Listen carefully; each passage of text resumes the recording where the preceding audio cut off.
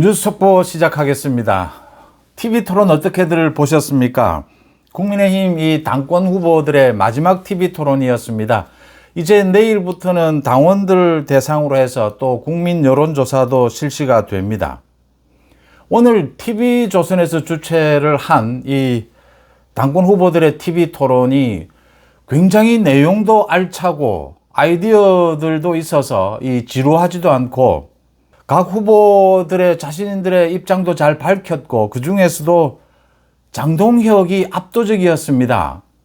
장동혁이 거의 이 토론 분위기를 거의 이끌어 가다시피 했고 가장 많이 바뀌었다.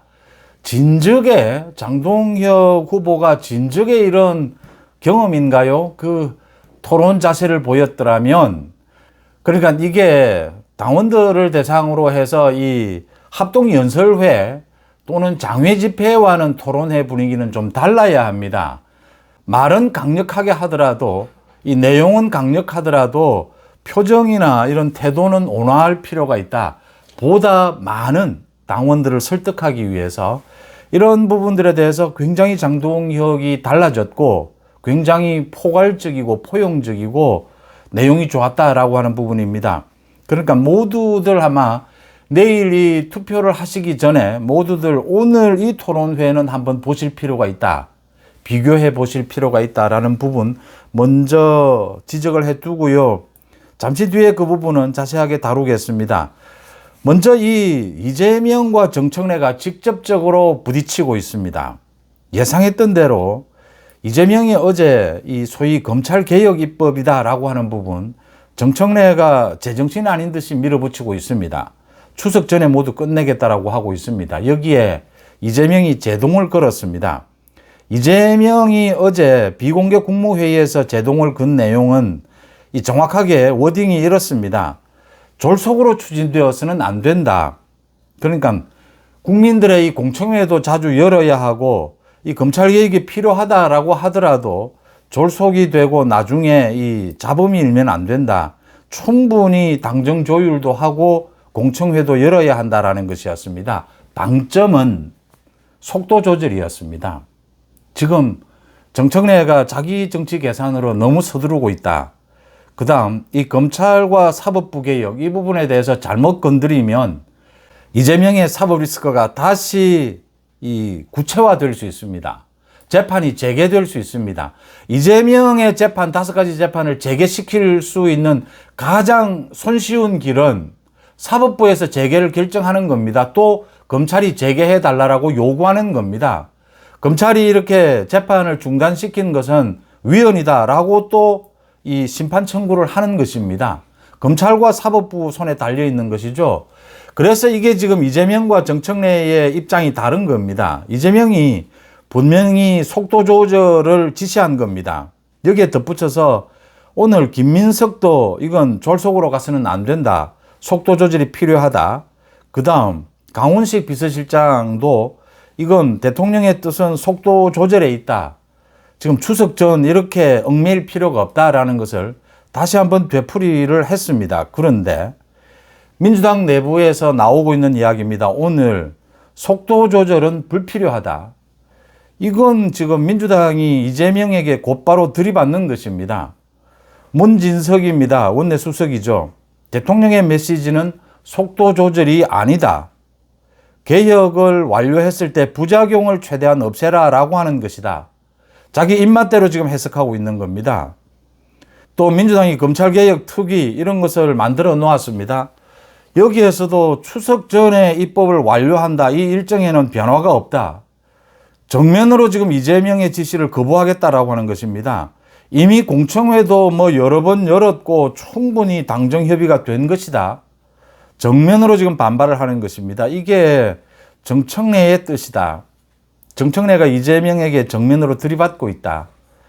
이재명이 어떻게 반응할 것인지 이게 이재명에 이어서 국무총리, 대통령실 비서실장까지 이렇게 내용을 다시 한번 확인했는데도 민주당이 반발하고 나섰다라고 하는 점입니다. 결국은 전체적으로 이런 부분에 대해서 이재명과 정청래의 계산이 다르기 때문에 정청래는 이재명의 평가와는 달리 자신이 대선 후보가 될 수 있다라고 생각하고 이렇게 국민의힘을 해산시키겠다 이렇게 강성으로 밀어붙이고 있습니다. 이게 결국은 충돌할 수밖에 없고 지금 충돌하고 있다라고 하는 점입니다.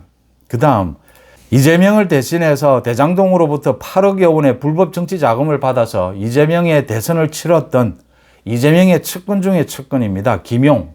이 김용에 대해서 또 보석을 허가했습니다. 그러니까 김용이 이 2심에서 징역 5년형을 선고받았습니다. 지금 대법원 심리 중입니다. 물론 보석은 뭐 허용될 수 있습니다. 이 김용은 1심에서도 보석이 허용이 됐다가 또 선고를 받고 구속이 되고 2심에서도 보석이 허용이 됐다가 또 5년 징역형을 확정적으로 받고 또 구속이 됐습니다. 이제 대법원 심리 중인데 대법원 일부에서 또 보석 신청을 받아줬습니다. 보증금 5천만 원, 주거 제한 뭐 이런 조건을 붙였습니다. 여기에 중요한 것은 민주당이 지금 계속해서 이화영과 김용을 석방해야 된다, 풀어줘야 된다라고 계속 지금 주장을 하고 있습니다. 이화영, 김용이 이재명에 대해서 반기를 들고 모든 걸 폭로할 수 있다, 지금 압박을 하고 있습니다. 여기에 대법원이 이렇게 부한 외동하고 있다라고 하는 점, 대법원이 그 울산시장 선거 개입 사건입니다. 이것도 무죄로 확정을 하고 대법원의 분위기가 위축되어 있다라는 걸 느낄 수가 있습니다. 또 하나는 윤석열 대통령 부부에 대해서는 이렇게 무조건적인 구속을 법원에서 판결을 내리면서 또 무조건적인 압수수색입니다. 이런 판단을 하면서 김용에 대해서는 또 대법원 판결에서 이렇게 보석을 허용하는 경우는 뭐 흔한 경우는 아닙니다. 이렇게 허용하는 법은 형평성입니다. 이 형평성에 어긋나고 있다라고 하는 점 지적을 해 둡니다. 말씀을 드린 대로 국민의힘의 TV토론, TV조선이 주최를 한 마지막 TV토론이 끝이 났습니다. 오늘 장동혁이 압도적이었습니다. 굉장히 뛰어났습니다. 이 태도에서나 내용에서나.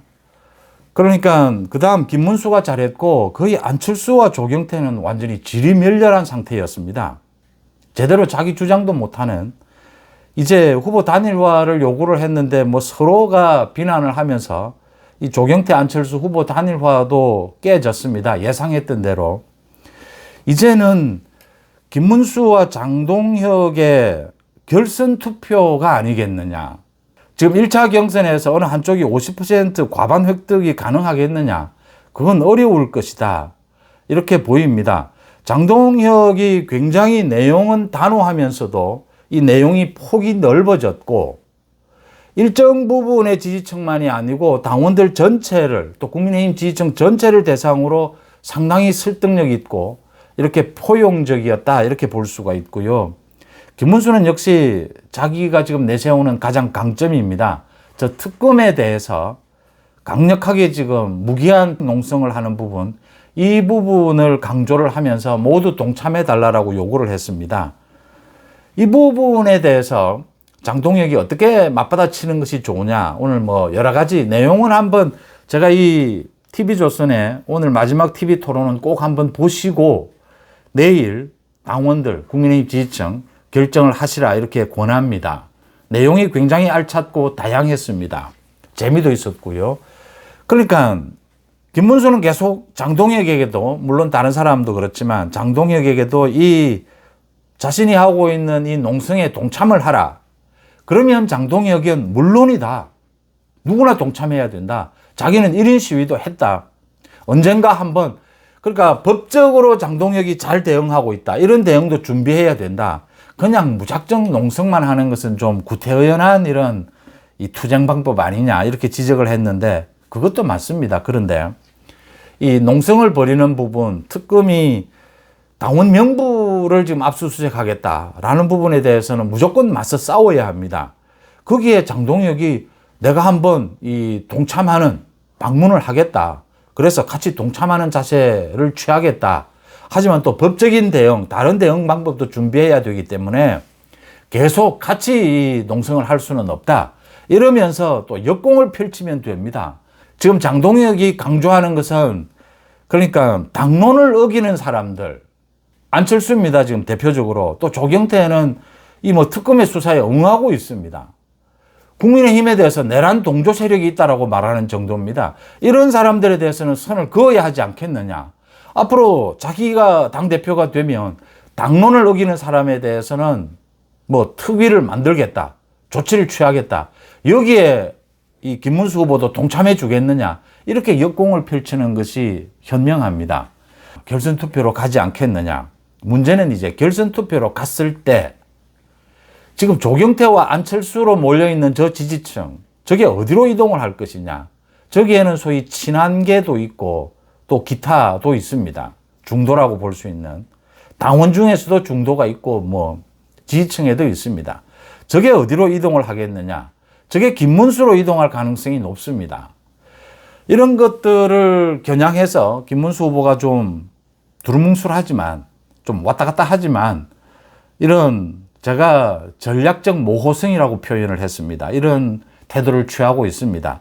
이 부분을 예리하게 지적하는 장동혁의 승부수가 나올 것이다 라고 제가 봤는데 결정적인 승부수가 터지지는 않았습니다. 그런데 이 토론은 굉장히 많이 발전을 했고요.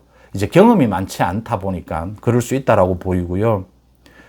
결선 투표로 갔을 때 어떻게 이제 전략 전술이 바뀌느냐라는 부분이 숙제로 남아 있습니다. 결선 투표로 가지 않겠느냐 이렇게 일단은 예상이 됩니다. 대부분의 당원들 지지층의 이 지지가 표가 장동혁, 김문수로 몰리지 않겠느냐 이렇게 예상이 됩니다.